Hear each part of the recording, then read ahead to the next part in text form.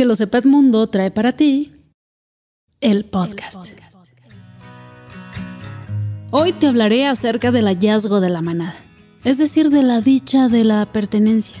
Y es que hay que dedicar menos tiempo en pensar en lo que no nos han dado y más tiempo en buscar a las personas que nos corresponden.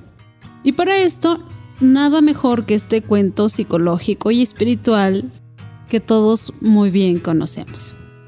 Un cuento que contiene una verdad fundamental para el desarrollo humano, que sin la asimilación de este hecho, el progreso de una persona no prosperaría del todo desde un punto de vista psicológico, sin resolver primero esta cuestión.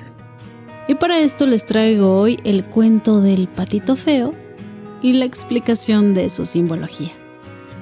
¿Están listos? El patito feo. Se acercaba la estación de la cosecha. Las viejas estaban confeccionando unas muñequitas verdes con gavillas de maíz. Los viejos remendaban las mantas.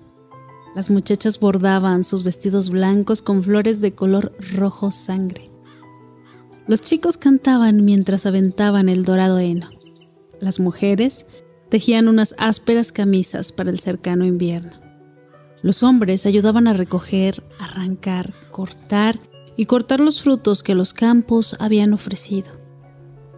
El viento estaba empezando a arrancar las hojas de los árboles cada día un poquito más. Y allá, abajo en la orilla del río, una mamá pata estaba empollando sus huevos. Para la pata todo marchaba según lo previsto, hasta que al final, uno a uno, los huevos empezaron a estremecerse, a temblar. Los cascarones se rompieron y los nuevos patitos salieron tambaleándose. Pero quedaba todavía un huevo muy grande, inmóvil como una piedra. Pasó por allí una vieja pata y la mamá pata le mostró una nueva prole. ¿A qué son bonitos?, preguntó con orgullo.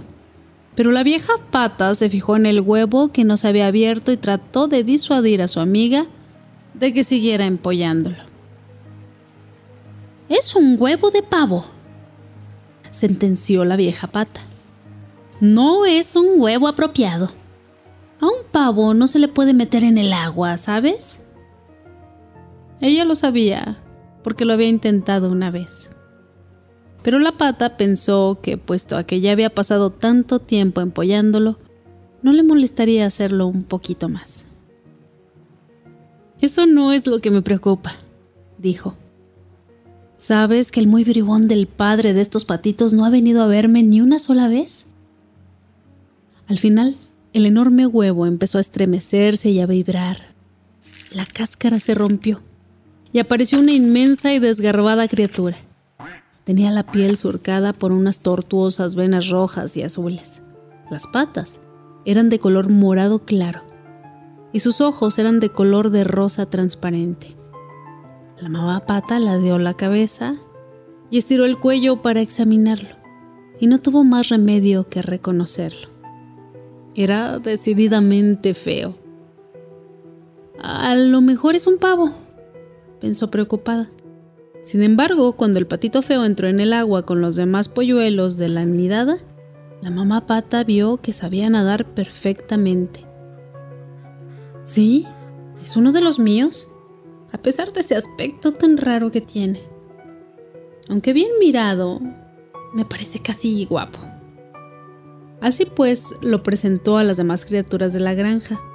Pero antes de que se pudiera dar cuenta, otro pato cruzó como una exhalación el patio y picoteó al patito feo directamente en el cuello. «¡Detente!», gritó la mamá pata.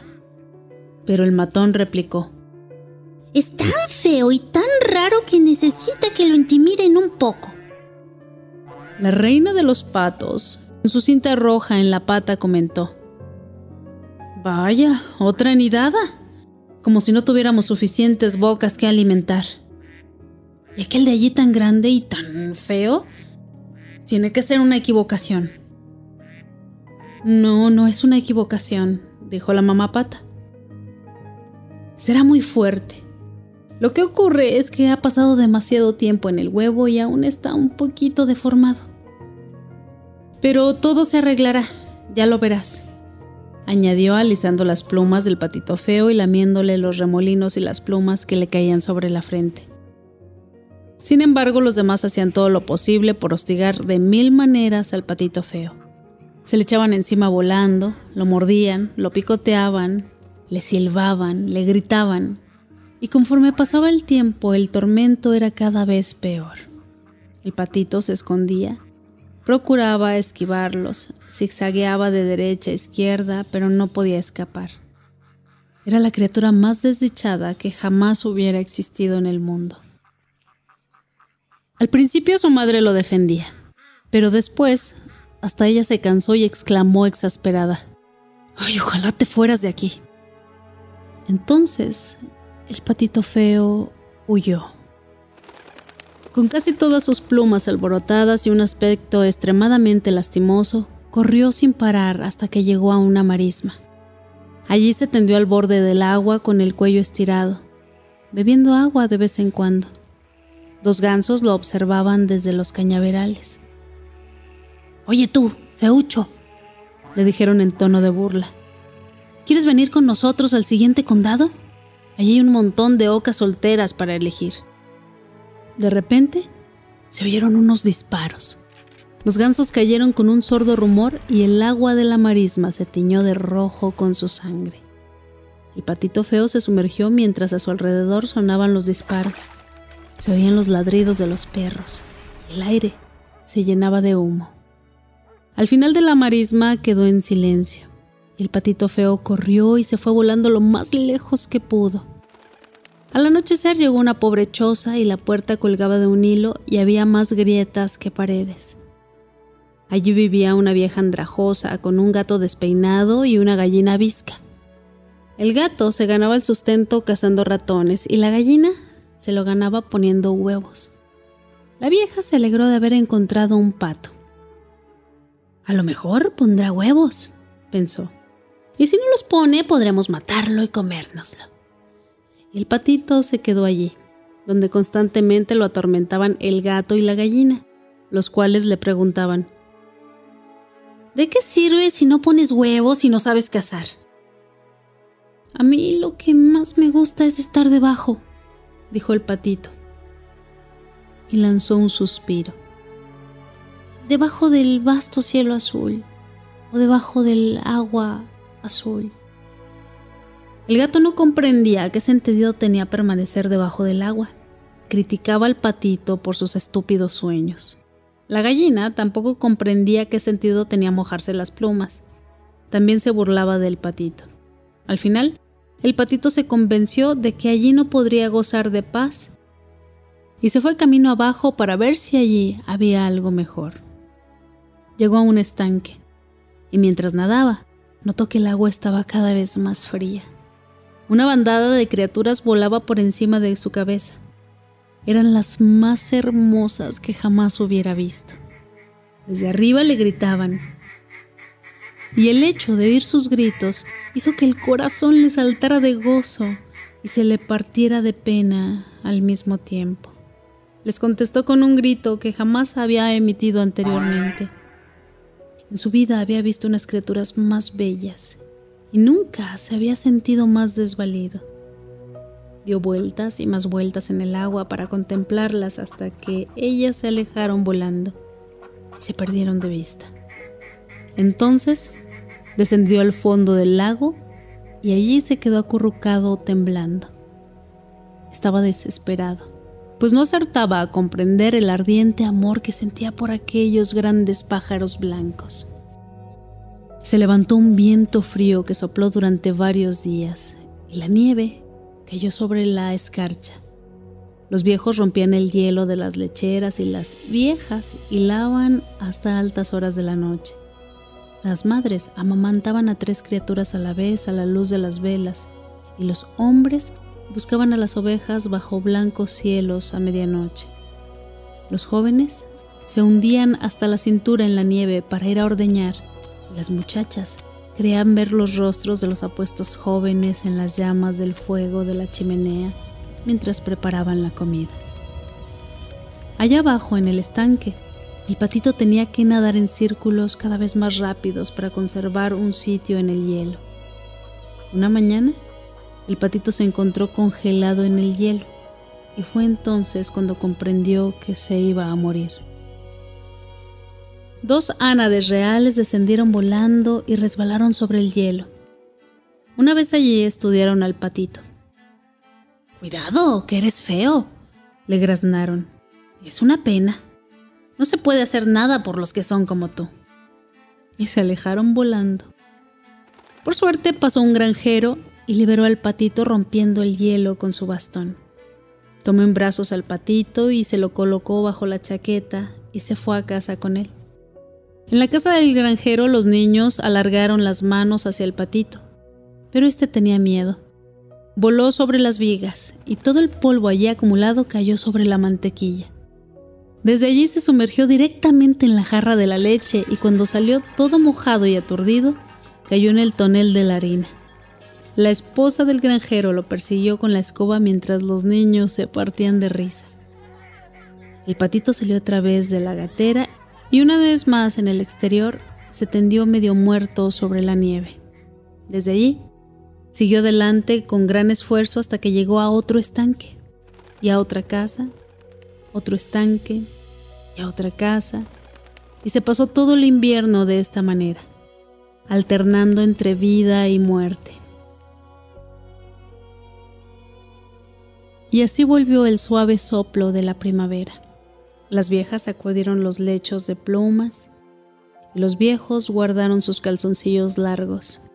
Nuevos niños nacieron en mitad de la noche mientras los padres paseaban por el patio bajo el cielo estrellado. De día, las muchachas se adornaban el pelo con narcisos y los muchachos contemplaban los tobillos de las chicas. Y en un cercano estanque el agua empezó a calentarse y el patito feo que flotaba en ella extendió las alas. ¡Qué grandes y fuertes eran sus alas! Lo levantaron muy alto por encima de la tierra. Desde el aire vio los huertos cubiertos por sus blancos mantos, a los granjeros arando y toda suerte de criaturas empollando. Avanzando a trompicones, zumbando y nadando, vio también en el estanque 3 cisnes, las mismas hermosas criaturas que había visto el otoño anterior, las que le habían robado el corazón, y sintió el deseo de reunirse con ellas. ¿Y si fingen apreciarme? ¿Y cuando me acerco a ellas se alejan volando entre risas? Pensó el patito. Pero bajó planeando y se posó en el estanque mientras el corazón le martillaba con fuerza en el pecho. En cuanto lo vieron, los cisnes se acercaron nadando hacia él. No cabe duda que estoy a punto de alcanzar mi propósito, pensó el patito. Pero si me tienen que matar, prefiero que lo hagan estas hermosas criaturas y no los cazadores, las mujeres de los granjeros o los largos inviernos. E inclinó su cabeza para esperar los golpes. Pero ¡oh prodigio! En el espejo del agua vio reflejado un cisne en todo su esplendor, plumaje blanco como la nieve, ojos negros como las endrinas y todo lo demás. Al principio el patito feo no se reconoció, pues su aspecto era el mismo que el de aquellas preciosas criaturas que tanto había admirado desde lejos. Y resultó que era una de ellas. Su huevo había rodado accidentalmente hacia el nido de una familia de patos. Era un cisne, un espléndido cisne. Por primera vez los de su clase se acercaron a él y lo acariciaron suave y amorosamente con las puntas de sus alas. Le atusaron las plumas con sus picos y nadaron repetidamente a su alrededor en señal de saludo. Y los niños se acercaron para arrojar migas de pan a los cisnes y exclamaron: ¡Hay uno nuevo! Y tal como suelen hacer los niños en todas partes, corrieron y anunciaron a todo el mundo. Y las viejas bajaron al estanque y se soltaron sus largas trenzas plateadas. Y los mozos recogieron en el cuenco de sus manos el agua verde del lago y la arrojaron a las mozas. quienes se ruborizaron como pétalos. Los hombres dejaron de ordeñar simplemente para aspirar bocanadas de aire. Las mujeres abandonaron sus remiendos para reírse con sus compañeros. Y los viejos contaron historias sobre la longitud de las guerras y la brevedad de la vida.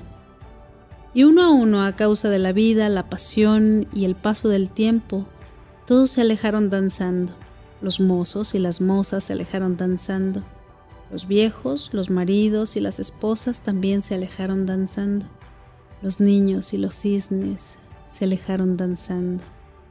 Y nos dejaron solos con la primavera.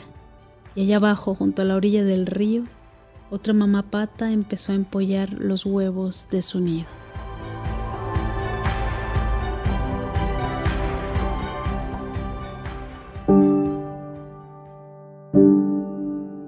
Debo confesar que cuando escuché esta versión del Patito Feo me pareció como un poquito antigua y con más cosas de las que no conocía o no había notado en su originalidad viéndolo en alguna caricatura. Pero una vez que escuché la explicación, cada pieza cobró sentido. Y jamás podré olvidar esta historia y las enseñanzas tan valiosas que hay en ella. Porque todos hemos sido o nos hemos sentido o llegaremos a vivir ser el patito feo en primera persona. Para comenzar, el cuento trata del exilio.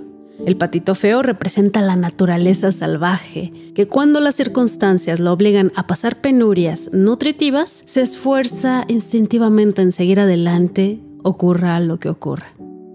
A veces con estilo y a veces con torpeza. La perseverancia es una de sus mayores cualidades. Y el aspecto principal del relato es que cuando el estado anímico débil de un individuo se ve rodeado por el reconocimiento y la aceptación psíquicas, la persona recibe vida y más poder que nunca. Y es que ¿a cuántos no les ha pasado sentirse débiles en su vida? Lo tenemos todo, mas no hay nadie que refleje el amor por ti. Pareciera no importante. Pero la verdad es que cuando una vez existes para alguien y eres importante para alguien, cuando nos vemos rodeados por ese reconocimiento y esa aceptación, parece que recobramos la vida y más poder que nunca. Por ello también cuando estamos cerca de personas que no son nuestra familia, que nos reconocen, sentimos volver a nacer y volver a brillar. En esas personas descubrimos la propia familia psíquica. Son quienes nos vuelven a dar personalidad y sentido de pertenencia. En el cuento, si recordamos, las criaturas de la aldea consideran al patito feo e inaceptable. Y en realidad no es feo, solamente no se asemeja a los demás. La madre en un inicio intenta defenderlo, pues lo cree suyo. Pero al final se siente emocionalmente dividida y deja de preocuparse por aquel pequeño retoño. El patito feo se muere de pena al verse rechazado por los suyos, lo cual es terrible, pues no ha hecho nada para merecer ese trato, como no sea el hecho de ser distinto y comportarse distinto. Sin haber siquiera alcanzado la mitad de su desarrollo, el patito padece un fuerte complejo psicológico, la base inicial de un recién nacido, de quien él mismo ni siquiera sabe quién es, reposa en la seguridad de sus padres y en lo que percibe. Recibe las primeras impresiones de su medio y descubre quién es gracias a los afectos que afecta en él. Por ejemplo, a los pequeños que poseen una naturaleza instintiva, niños o niñas curiosos, astutos, excéntricos, creativos, les es arrebatado el alimento y el agua del alma, el desarrollo básico y extremadamente importante, por comportamientos culturales que nos marginan, especialmente a las niñas rebeldes. Les es reprimida diciéndole que son tercas si se portan mal. Así, experimentan un considerable sufrimiento. El exilio se inicia cuando la ignorancia, cuando la incomprensión y cuando la crueldad o la maldad deliberada de los demás intervienen. El exiliado empieza a considerar que es feo, que es débil, que es inaceptable, y lo creerá por mucho que se esfuerce en modificar su situación, pues espera que sea y se convierta de una cierta manera convencional, con una serie de valores idénticos a la familia y a su comunidad. Los padres esperan tener un hijo sumisamente perfecto, reflejando sus criterios y sus valores. Y por desgracia, las y los pequeños salvajes se volverán obligados a guardar silencio. Su cultura, el medio que los rodea, los volverá ciegos. Cuando la cultura define minuciosamente lo que constituye el éxito o la deseable perfección en algo, es decir, el aspecto, la estatura, la fuerza, la forma, el poder adquisitivo, la economía, la virilidad o la feminidad, la buena conducta, los buenos ciudadanos, los buenos hijos, las creencias religiosas. Cuando la cultura define todo esto en la psique de todos los miembros de esa cultura, se produce un proceso psicológico para hacer propios los rasgos y conductas y fragmentos del mundo que nos rodea, especialmente la personalidad de los sujetos que nos rodean, con el fin, como ya dijimos, de que las personas puedan acomodarse a dichos criterios y nosotros podamos sentirnos aceptados. Lo que hace que esta persona de naturaleza salvaje viva un doble tema: el mundo interior y personal y el mundo exterior y cultural. Hoy vamos a analizar el tema del exilio interior, pues cuando el sujeto adquiere la necesaria fuerza para ser él mismo y encontrar el lugar que le corresponde, cuando el interior no sabe 100% lo que hay que hacer a continuación. Comenzaremos a analizar a la madre, pues aunque la madre del cuento se puede interpretar como la madre exterior, la mayoría de las personas que ahora son adultos han recibido de la madre real el legado de la madre interior. ¿Y qué es esto? Pues se trata de un aspecto de la psique que responde de una manera idéntica a la de nuestra propia experiencia infantil con nuestra propia madre y de otras figuras maternas de nuestra vida. Existe en la psique esa madre que habla, actúa y responde de la misma manera que la madre real de la infancia. Eso se llama complejo de la madre. Es un aspecto importante de la psique que hay que reconocer su condición. Hay que fortalecer ciertos aspectos, hay que enderezar otros y también eliminar otros y empezar de nuevo en caso de ser necesario. La mamá pato tiene varias cualidades a analizar, pues representa la madre ambivalente, la madre derrumbada y la madre no mimada. Si analizamos estas estructuras maternas, podremos establecer si nuestras singulares cualidades pueden ser defendidas o, por el contrario, necesitan desde hace tiempo un ajuste. Comencemos a analizarlas. La madre ambivalente. En el cuento, la mamá pato se ve obligada a aislarse y se siente atacada por el hecho de tener un hijo distinto. Se siente emocionalmente dividida y como consecuencia se derrumba y deja de preocuparse por el extraño hijo. La madre se dobla a los deseos de la aldea en lugar de tomar partido. Tiene miedo de ser excluida de la comunidad, lo que equivale a ser ignorada, tachada, perseguida, destruida. Por eso intenta moldear al hijo como es debido, primeramente para salvarle y segundo, para salvarse a sí misma del ataque. De esta manera, la cultura es quien divide a la madre y al hijo. La madre tiene el deseo de ser aceptada por su aldea, por el instinto de supervivencia. La madre de un hijo que es distinto tiene que tener la resistencia de Sísifo para poder ir en contracorriente de una cultura llena de miras, donde es obligada a obedecer sin consultar su propia alma. Ama su sociedad, su pensamiento y se interna en esa guerra. Atención, quien tiene en su psique una madre ambivalente, su personalidad cede con demasiada facilidad a los caprichos del mundo que lo rodea. También teme asumir una postura, a exigir respeto y a ejercer derecho de hacer las cosas, a aprender y a vivir a su manera para resistir semejantes presiones. Para sacar o enderezar a esta madre ambivalente se tiene que poseer cualidades agresivas. Se tiene que ser acopio de ciertas cualidades heroicas, capaces de encontrar y adueñarse de ellas para defender su propia persona y aquello en lo que cree. No hay manera de prepararse para ello más que armados de valor y entrando en acción. Vamos a ver la cualidad de la madre derrumbada. Cuando en el cuento Mamá Pata ya no puede soportar el acoso que sufre el hijo que ella ha traído al mundo, ya no puede soportar el tormento que a ella misma le causa a la comunidad, como consecuencia de sus intentos de proteger a su extraño hijo. Entonces se derrumba y le grita al patito: «¡Ojalá te fueras de aquí!». Cuando la madre se derrumba, significa que ha perdido psicológicamente el sentido de sí misma. Puede ser una malvada madre narcisista, o se considera con el derecho de ser una niña, pero lo más probable es que su naturaleza del yo salvaje haya sido derrumbada, debido al temor y a la amenaza de su entorno. Cuando las personas se derrumban, suelen resbalar hacia uno de los 3 estados emocionales que son un lío, es decir, estar confusos, un revolcadero, es decir, que creen que nadie comprende debidamente su tormento, o un pozo, es decir, una repetición emocional de una antigua herida, a menudo una injusticia no reparada y por la que nadie pagó, cometidas a ella. Para derrumbarse hay que provocar una división emocional. Y en este caso, obligarla a elegir entre el hijo extraño y el temor al daño que la aldea pueda causarles a ella y a su hijo si no se atienen a las reglas. Estamos en presencia de una madre que se ve obligada a elegir entre su hijo o la aldea.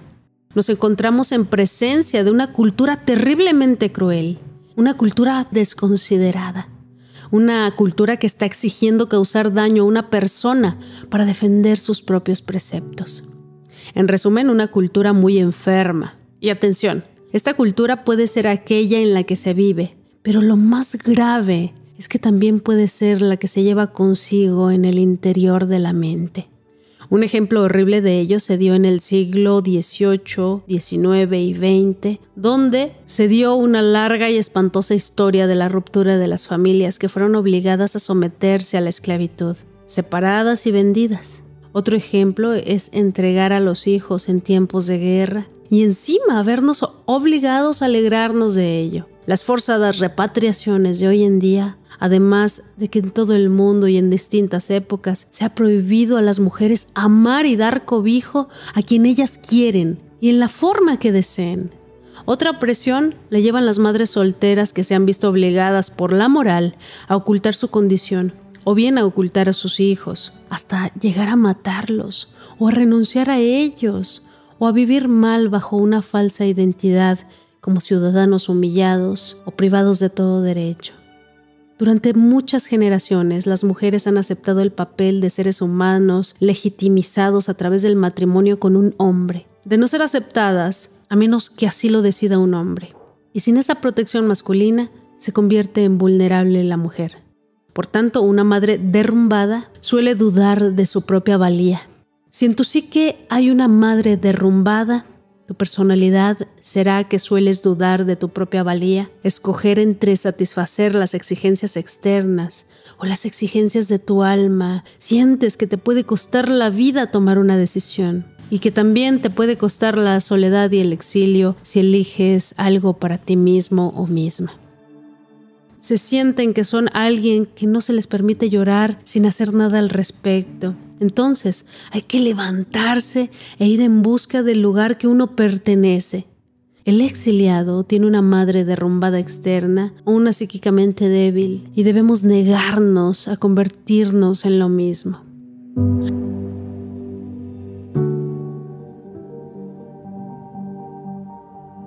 A continuación tenemos a la madre niña o a la madre no mimada. La mamá pata del cuento es poco sofisticada.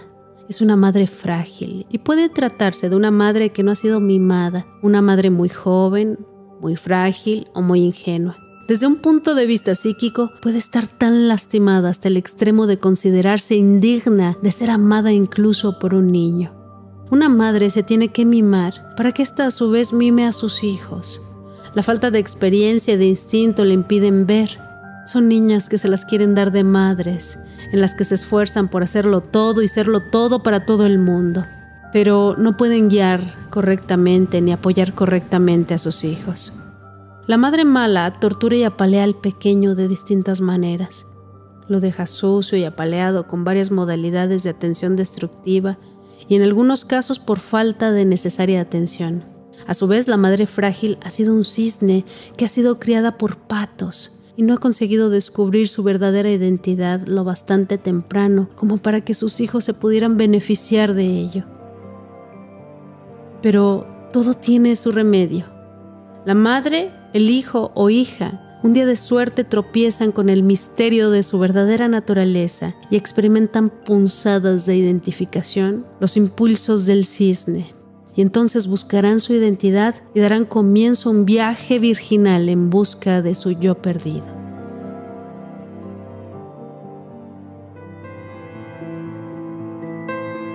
Madre fuerte, hijos fuertes. El secreto reside en mimar amorosamente a la madre que llevamos dentro. Y esto se consigue por medio de mujeres del exterior más sabias y más maduras, preferentemente templadas como el acero, y robustecidas por el fuego tras haber pasado por lo que tenían que pasar. Cualquiera que sea el precio que se tenga que pagar, incluso hoy en día, sus ojos y sus oídos y sus lenguas hablan. Son amables. Y entre estas mujeres sabias encontraremos casi todo lo que necesitamos. Guía y consejo que nos conviene que nunca termine, pues no debemos abandonar la naturaleza profunda que contiene toda sabiduría. Más que deshacernos de la madre fallida, la intención es ir en busca de la madre sabia y salvaje. Todos conocemos una. A veces es nuestra pareja, a veces es una amiga, a veces es alguna persona que siempre nos deja sabiduría en su visita. A veces quizás en un encuentro rápido en alguna estación del metrobús. Pero esta relación con esa madre ancestral gira y cambia incesantemente. ¿Qué quiere decir? Que quien ha pasado por la experiencia de una madre destructiva en su infancia, ese periodo no lo podemos borrar, sin embargo lo podemos suavizar. No se puede endulzar, mas se puede reconstruir debidamente. No es la reconstrucción de la madre interior lo que tanto asusta. A veces es el temor de que haya muerto algo esencial dentro de nosotros, algo que jamás podrá volver a la vida, algo que no recibió alimento porque la madre psíquica estaba muerta. Pero tranquilos, porque ni se está muerto ni se está mortalmente herido. El alma y el espíritu siempre cuentan con recursos sorprendentes, pues tal como los lobos pueden vivir con muy poco y pueden pasar largos periodos sin nada. Tal como las lilas bordeadas alrededor de un viejo arbusto muerto, si las sacas de la tierra te darás cuenta que su sistema de raíces estaba unida a la de aquel árbol muerto. Se funde como una madre. Sus raíces viejas y fuertes le dan fuerza para vivir a sus pequeñas hijas, las lilas, por el llamado sistema de Chupón. Es decir, si la madre falla, el hijo sobrevive. Y esta es la pauta y la promesa psíquica para las personas que no han tenido cuidados maternos o han tenido muy pocos, o por aquellas cuyas madres los han torturado. Aunque la madre caiga, aunque no tenga nada que ofrecer, el hijo y la hija se desarrollarán, crecerán independientemente y prosperarán.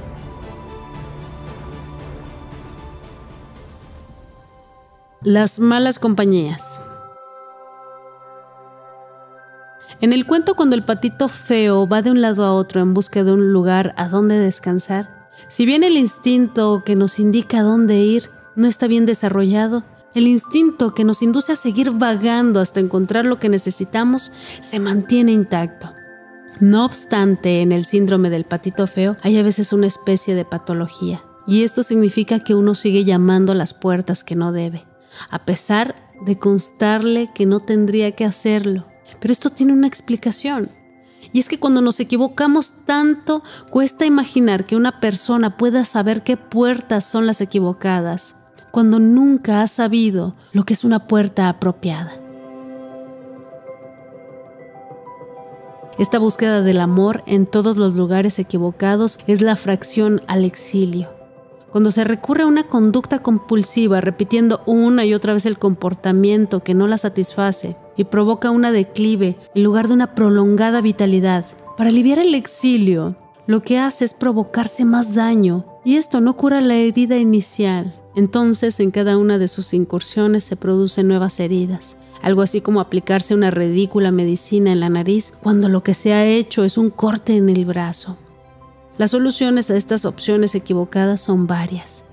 Si pudiéramos sentarnos y contemplar nuestro corazón, veríamos en él las necesidades y aceptaríamos respetuosamente sus cualidades y sus dotes. También aceptaríamos sus limitaciones. Por consiguiente, para comenzar a curarnos, debemos dejar de engañarnos. Debemos de dejar aquellos placeres equivocados y curarnos esa pierna rota. Digamos la verdad acerca de nuestras heridas. Entonces y solo entonces comprenderemos el remedio que tenemos que aplicar.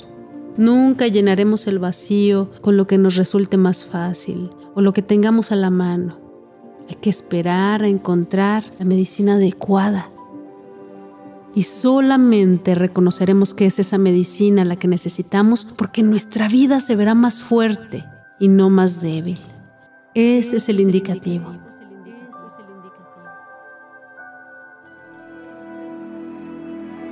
Lo que parece lo correcto. En el cuento, el patito feo empieza a comportarse como si fuera un tonto. El patito, por ejemplo, sabe nadar muy bien, aunque no dé esa impresión. Echa polvo sobre la mantequilla y cae en el tonel de harina, no sin antes haber caído en la jarra de leche. Todos hemos tenido momentos así. Todo lo hacemos al revés e intentamos arreglarlo y lo ponemos aún peor. Al patito no se le había perdido nada en aquella casa, pero ya vemos lo que ocurre cuando uno está desesperado. Acude a donde no debe y hace lo que no debe.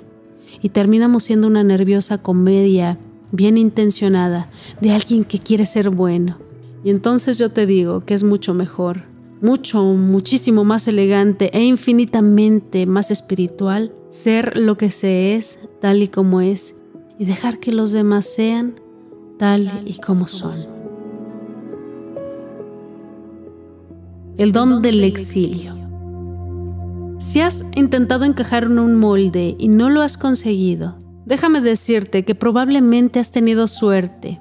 Es probable que hayas sido exiliado, sí, pero has protegido tu alma. Pues cuando alguien intenta repetidamente encajar y no lo consigue, es peor permanecer en un lugar que no nos corresponde que andar perdidos durante algún tiempo buscando un parentesco psíquico y espiritual que necesitamos. Jamás será un error buscar lo que uno necesita. Jamás. Toda esta torsión y tensión tiene una utilidad. El exilio consolida y fortalece en ciertos modos al patito. Y aunque se trata de una situación que no se le desearía a nadie por ningún motivo, su efecto es similar al del carbón natural puro, que sometido a presión produce diamantes, por lo cual conduce a una profunda magnitud y claridad de la psique. Aunque el exilio no sea deseable, contiene una inesperada ventaja, pues sus beneficios son numerosos. Los golpes que se reciben eliminan la debilidad y los gimoteos también son eliminados. Quejarse sin causas importantes. El exilio agudiza la visión e incrementa la intuición. El exilio otorga el don de la perspicaz capacidad de observación y una perspectiva que los que estaban dentro jamás podrán alcanzar. Aunque el exilio tenga aspectos negativos, la psique, nuestra psique, lo puede soportar, pues acrecienta nuestro anhelo o libera nuestra naturaleza verdadera y nos conduce a desear una cultura acorde con ella.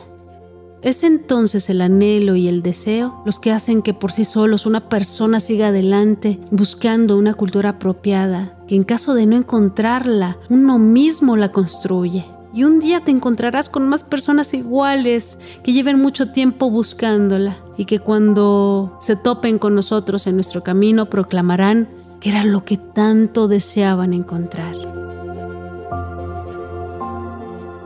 Los gallos despeinados y las gallinas viscas del mundo. ¿Se acuerdan del gallo despeinado y la gallina visca del cuento? Esos que consideraban estúpidas e innecesarias las aspiraciones del patito. Su actitud nos ofrece una perspectiva de los valores de los que se burlan de los que no son como ellos. Pero si lo pensamos bien, ¿quién podría imaginar que a un gato le gustaría el agua o que a una gallina le fascinara nadar? Nadie, por supuesto.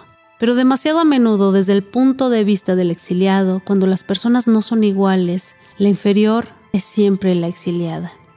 Bien, Para no considerar a una persona inferior y a otra superior, digamos que simplemente el patito que vive la experiencia de miles de personas exiliadas, vive una incompatibilidad básica con personas distintas, lo cual no es culpa de nadie. Hay que dejarse de comportar excesivamente servil, como si se tuviera la culpa. Hay que dejar de pedir perdón por ocupar algún espacio. Hay que dejar de temer y decir simplemente no gracias. Hay que dejar de prestar atención a alguien que nos dice que somos tercos. Y entonces veamos y comprendamos que viene de labios de gatos que no nadan y de gallinas que no se zambullen bajo el agua. Pues quizás se sea un cisne sin saberlo y nos hemos criado entre patos. O quizá te encuentres rodeado de patos en la actualidad. Y los cisnes son cisnes. Y si siendo cisne tuvieras que fingir que eres un pato y tuvieras que doblegarte y adoptar formas que no son las tuyas, ¿no serías la criatura más desdichada del mundo teniendo que imitar a la criatura equivocada? La respuesta es inequivocadamente sí, pero muchas veces no se sabe hacer otra cosa. Al parecer el patito sabe cosas, pero le falta sentido. No ha sido mimado, es decir, que no se le ha enseñado nada del nivel más básico. Recuerden que es la madre quien enseña. Es quien nos enseña a estar vigilantes y a prestar atención a las cosas que no conocemos, activando la capacidad del aprendizaje y suministrando la sabiduría innata. Si no se ha sido mimado, entonces aprenderemos a través de la experiencia, pasando por numerosas pruebas y cometiendo muchos errores. Pero ¡hey! Hay esperanza. El exiliado nunca se da por vencido. Sigue adelante hasta que encuentra una huella, un rastro, alguna guía, hasta que encuentra su hogar. Y saliendo del personaje de los patitos, les voy a contar algo muy bello sobre los lobos. Los lobos también llegan a perder el rastro, y cuando se esfuerzan por volverlo a encontrar, jamás resultan más ridículos. Pegan brincos en el aire, corren en círculos, husmean el terreno, rascan la tierra, se echan a correr, retroceden y se quedan inmóviles como estatuas. Dan la impresión de haber perdido el juicio.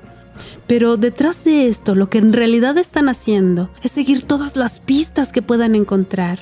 Se las tragan al vuelo. Se llenan los pulmones con los olores que perciben al nivel del suelo y al de sus hombros. Saborean el aire para ver quién ha pasado últimamente por ahí y mueven las orejas como parabólicas captando las distintas transmisiones. Una vez que se han reunido todas las pistas en un sitio, entonces saben lo que tienen que hacer.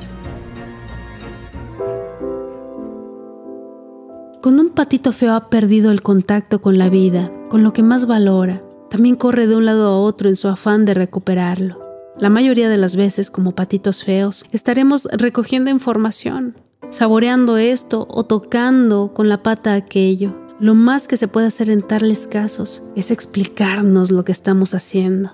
Entonces recordemos todos esos movimientos y actos locos de los lobos y todas nuestras torpezas tendrán sentido porque significa que estamos buscando nuestro verdadero hogar y a dónde pertenecemos. Significa que tenemos que equivocarnos para saber encontrar la guía. En cuanto procesemos toda la información de las pistas que hemos recogido, volveremos a actuar con un propósito definido y entonces el deseo de pertenecer al club del gato despeinado y la gallina bizca se reducirá a nada. El recuerdo de seguir adelante contra viento y marea. Todos sentimos el anhelo de reunirnos con los nuestros. Recordemos que el patito huyó tras haber sido torturado sin piedad. Después tuvo un encuentro con la manada de gansos y estuvo a punto de morir a manos de unos cazadores. Lo expulsaron del corral y luego de la casa del granjero y finalmente llegó temblando de cansancio a la orilla de un lago. No existe una persona entre todos nosotros que no conozca esa sensación. Sin embargo, este anhelo es el que nos impulsa a seguir adelante sin ninguna esperanza. Esta es la promesa que nos hace nuestra psique salvaje, a pesar de que no hayamos tocado ese mundo y solo lo hayamos oído hablar, o lo hayamos vislumbrado en algún sueño, o lo hayamos tocado momentáneamente. Su recuerdo es un faro que nos guía hacia el lugar que nos corresponde para el resto de nuestras vidas. ¿Se acuerdan cuando el patito feo ve levantar el vuelo a los cisnes y por este solo hecho despierta una perspicaz ansia y el recuerdo de aquella visión es la que lo sostiene? La perseverancia es algo muy curioso. Exige una enorme energía y puede recibir alimento suficiente para un mes con solo 5 minutos de contemplación. Es interesante señalar que entre los dos lobos, por muy enfermo o enferma que se esté, o por muy acorralados que se encuentren, por muy solos, por muy asustados o debilitados que se sientan, un lobo o loba sigue adelante. Intentará por todos los medios resistir y dejar atrás y sobrevivir cualquier cosa que le esté acosando. Pondrá todo su empeño en ir respirando poco a poco. En caso de ser necesario, se arrastrará como el patito de un lado a otro hasta encontrar un buen lugar, uno curativo, uno donde pueda recuperarse. La marca distintiva de nuestra naturaleza salvaje es ese afán de seguir adelante, esa perseverancia. No es algo que aprendamos, es algo innato. El patito en esta parte del cuento está a un tris de perder la vida. Se ha sentido solitario, ha pasado frío, se ha congelado, lo han hostigado, lo han perseguido, han disparado contra él, ha sido abandonado, no le han dado de comer. Se ha quedado absolutamente desamparado al borde de la vida y la muerte sin saber lo que iba a ocurrir a continuación. Y ahora viene la parte más importante del cuento. Se acerca la primavera. Se acerca la llegada de una nueva vida, de un nuevo giro, pues la vida salvaje promete lo siguiente. Después del invierno viene siempre la primavera. Resiste y encontrarás tu camino. Al final del cuento, los cisnes reconocen al patito como uno de los suyos, antes de que él lo haga. Es muy típico de los exiliados. A menudo tardan tiempo en darse cuenta de que las miradas de la gente ya no son despectivas y con frecuencia neutrales, cuando no hasta admirativas y aprobatorias. Cabe pensar que tras haber encontrado un propio territorio, tendría que desbordar de felicidad, pero no es así. Durante algún tiempo se siente terriblemente desconfiado y se pregunta, ¿de verdad me aprecia esta gente? ¿De verdad me encuentro a salvo aquí? ¿Me perseguirán? ¿Podré dormir ahora de verdad con los ojos cerrados? ¿Estará bien que me comporte como un cisne? Al cabo de algún tiempo, los miedos desaparecen y se inicia la siguiente fase de regreso a la propia persona, que consiste en la aceptación de la singular belleza del propio ser, es decir, del alma salvaje de la que estamos hechos. Probablemente no hay ningún medio mejor ni más fidedigno de averiguar si una persona ha pasado por la condición de patito feo en algún momento a lo largo de su vida que su incapacidad de digerir un cumplido sincero. A menudo el cumplido lo rechaza con torpes tartamudeos, en lugar de comprender que la belleza de su alma resplandece cuando se es uno mismo. Se opta por cambiar mejor de tema y le arrebata el alimento al yo, quien vive del reconocimiento y de la admiración. ¿Cuándo será nutrido el verdadero yo si no la pasamos rechazando los cumplidos? Cuando aceptamos nuestra belleza, por nada del mundo la abandonamos y la negamos. Entonces nos comportaremos de acuerdo a nuestra verdadera manera de ser y no nos echaremos atrás ni nos esconderemos en presencia de nuestra belleza natural y salvaje. Como las demás criaturas, nos limitaremos a existir y así es como debe ser. Ya no somos conscientes de ella, de esa belleza, pero no la podremos negar. Y yo te digo, ¿acaso una loba sabe lo hermosa que es cuando salta? ¿O un felino sabe sus hermosas formas cuando se sienta? ¿O el pájaro se impresiona por el rumor que oye cuando despliega sus alas? Cuando aprendemos de ellos, nos comportamos en base a nuestra verdadera forma de ser y aprendemos a vivir con nuestra belleza. Este es el anhelo que nos induce a buscar y a encontrar. Y no es tan difícil como parece a primera vista, pues estos rasgos también nos están buscando a nosotros. Así que yo te digo, si eres un exiliado, deja de sufrir. Si eres un patito feo, descubre dónde fallaste. Descansa un momento en la proa y refréscate con el viento que sopla desde tu patria. Si te has preguntado y llorado en silencio, ¿por qué soy tan distinto? ¿Por qué nací en una familia tan extraña o insensible? ¿Por qué en todo lugar donde he querido brotar hay alguien que echa sal en mi tierra para que no pueda crecer nada? Si te sientes torturado por todas las prohibiciones que van en contra de tus deseos naturales, si te mantienen bajo un techo cuando tus alas quieren volar, si eres una científica pero te dicen que tienes que ser madre, o si lo que quieres es ser madre pero te dicen que no encajas en esa idea, si quieres inventar algo y te obligan a ser práctico, si quieres crear pero te dicen que las tareas domésticas nunca terminan, si intentas ser bueno y adaptarte a las pautas imperantes y te diste cuenta tarde de lo que querías ser realmente y de lo mucho que necesitas vivir, si has experimentado una dolorosa apuración de dejar a tu familia, algún matrimonio jurado hasta la muerte, algún trabajo que tendría que haber sido un trampolín a otro trabajo mejor remunerado, si has ido dejando sueños diseminados por el camino, si has matado tu vida creativa, si a temprana edad te catalogaban como distinto o distinta. Por consiguiente, las respuestas a todos estos ¿por qué? ¿Por qué yo? ¿Por qué esta familia? ¿Por qué soy tan distinto? Prepárate, porque en este cuento tienes la respuesta.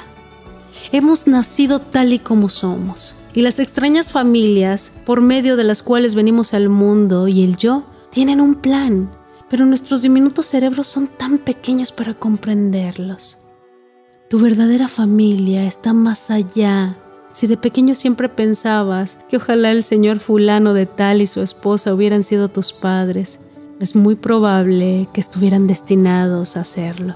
Quizás saltaste de emoción esa noche que el hada de los cigotos volaba sobre tu ciudad y tú estabas destinado en realidad a unos padres y a un entorno que te hubieran comprendido. Pero en aquel salto fuiste a parar a una casa equivocada.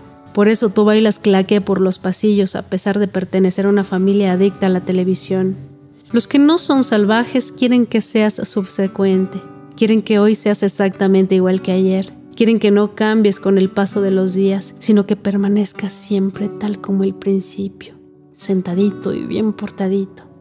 Por desgracia, las cosas importantes para ellos no coinciden con las cosas importantes para ti.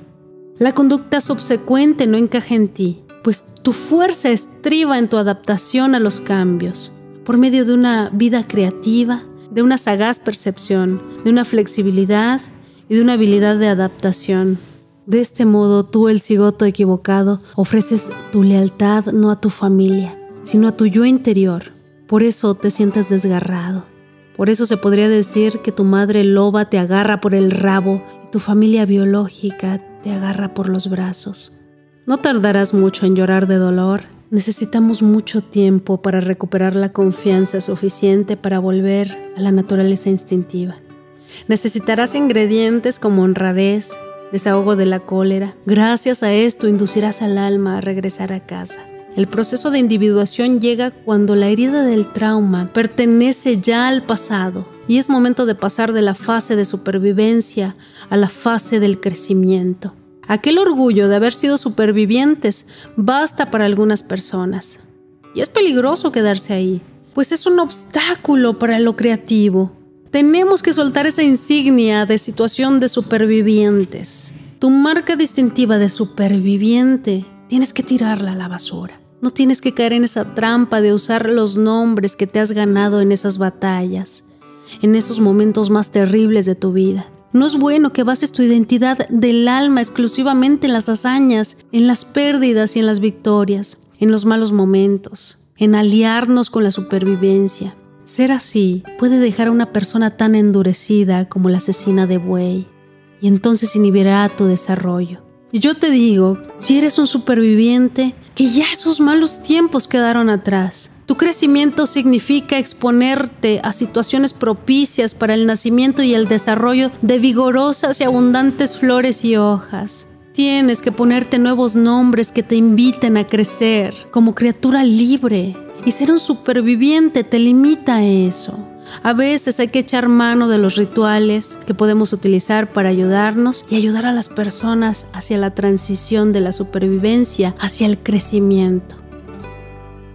Quizá puedas hacer una ofrenda a la niña o niño que fuiste de antaño, algo así como un testamento a favor del niño heroico, algún objeto o algún escrito, alguna prenda o algún juguete, algún recuerdo o acontecimiento, cualquier símbolo de la infancia que represente montar tu ofrenda y contar tu historia, dejarla ahí el tiempo necesario, como prueba de las penalidades del pasado y de tu valentía y del triunfo sobre la adversidad. Esta manera de contemplar el pasado te permitirá ver las cosas con una compasiva mirada sobre tu pasado, mostrando lo que has experimentado, lo que has hecho con el pasado y lo que es admirable en él. La admiración que suscita el pasado, más que su existencia, es lo que libera a una persona. Y el hecho de que quieras seguir siendo un superviviente es identificarte en exceso con el arquetipo del herido. Tienes que comprender tu herida, recordarla te permitirá crecer. Y tu derecho es crecer, no simplemente sobrevivir. Hoy te digo que no te amilanes ni te acobardes si te llaman oveja negra, si te llaman inconformista o lobo solitario. Los estrechos de miras dicen que los inconformistas son una lacra de la sociedad.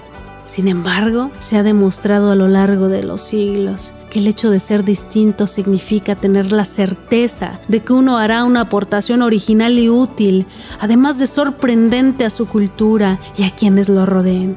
Cuando busques una guía, no prestes jamás atención a los pusilánimes. Sé amable con ellos y llénalos de cumplidos. Procura engatusarlos, pero no sigas sus consejos. Si alguna vez te han llamado insolente, incorregible, descarriado, cínico, astuto, indisciplinado, rebelde o revolucionario, yo te digo que vas por buen camino, que estás cerca de tu verdadera naturaleza. Y si por el contrario jamás te han llamado nada de eso, aún hay tiempo. Haz prácticas con tu yo salvaje, con tu verdadera naturaleza y sigue intentando.